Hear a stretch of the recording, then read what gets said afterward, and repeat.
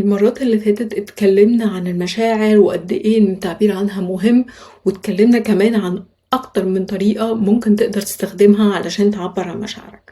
في طريقة اتكلمنا عنها اكتر من مرة من غير ما ندخل في تفاصيل، وهي التعبير بالكتابة. التعبير بالكتابة هي طريقة مهمة وسهلة جدا، كل اللي انت محتاجه هو ورقة وقلم وتبتدي تكتب وتعبر عن مشاعرك. والنهاردة هنتكلم عن أكتر من طريقة للكتابة العلاجية ممكن تقدر تستخدمها علشان تعبر عن نفسك. أول طريقة وهي كتابة اليوميات. يعني إيه كتابة اليوميات؟ يعني إن أنت يكون عندك كشكول معين تكتب فيه كل تفاصيل حياتك. اللي أنا بستخدمه عموما بيكون أبيض، وأنا اللي بحط كل يوم الحاجات المهمة بالنسبة لي. انا دايما بيبقى بالنسبه لي انا حسيت بايه اول ما صحيت من النوم. هل انا مثلا صاحيه تعبانه، عندي صداع، ايه بالظبط اللي انا حاسه بيه اول ما صحيت من النوم. ممكن كمان تكتب قابلت مين، رحت فين، ايه هي التفاصيل المهمه اللي حصلت في يومك، ايه هي الحاجات الايجابيه اللي حصلت في اليوم ده، ايه هي الحاجات السلبيه اللي حصلت في اليوم ده.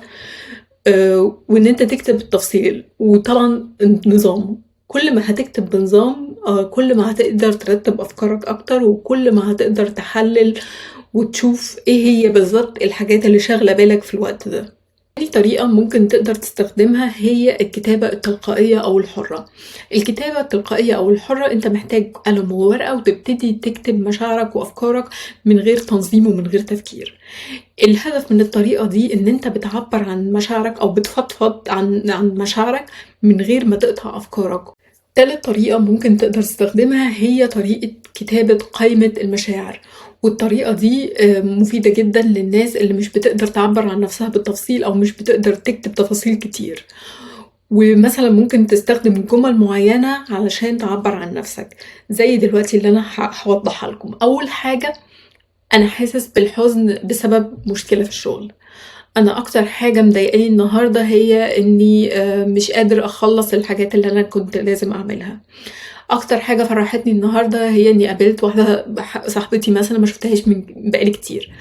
الطريقة دي بتخليك واعي أكتر بمشاعرك، وبتخليك كمان تحدد إيه هي أسبابها. ممكن كمان تجرب أسلوب لوحة التعبير عن المشاعر. الفكرة دي بتعتمد إن أنت تستخدم ورقة بيضة وتكتب في النص كلمة مشاعر، وإن أنت بعد كده تكتب عن كل المشاعر اللي أنت حاسس بيها دلوقتي. الفكرة دي قريبة من فكرة المايند ماب. ومثلا هتستخدم ألوان مختلفة. مثلا حاول تستخدم ألوان مختلفة لكل شعور، زي الحزن باللون الأزرق، الغضب باللون الأحمر، الفرح باللون الأصفر. ده هيساعدك تشوف مشاعرك بطريقة سهلة. طبعا ممكن تستخدم الألوان المناسبة ليك، يعني هنا الطريقة دي ملهاش قاعدة في الألوان، انت اللي بتحط القواعد للطريقة اللي انت عايز تستخدمها. آخر طريقة وهي الكتابة عن المستقبل. الكتابة عن المستقبل دي طريقة تقدر تستخدمها لو في حدث معين هيحصل وانت حاسس بالخوف أو بالقلق من الحدث ده.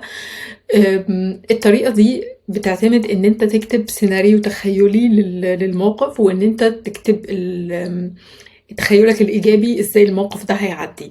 مثلا لو انت عندك مقابلة شغل، ممكن تجرب تكتب مثلا ازاي تتمنى ان يومك يمشي، هتحس بايه لو عدى بنجاح. ده هيخليك تحس ان انت مستعد وهادي. الكتابة عموما مش مجرد هواية، لكن هي طريقة علاجية قوية علشان تفهم مشاعرك وتنظم أفكارك، وإن أنت تخطط كمان لحياتك. المرة الجاية هنتكلم عن الأخطاء اللي احنا بنعملها في الكتابة واللي بتخلينا ما نستفادش منها بشكل كبير. وبكده نكون وصلنا لنهاية موضوعنا النهاردة. كانت معاكم نهى موافي، بتمنى لكم يوم سعيد. مع السلامة.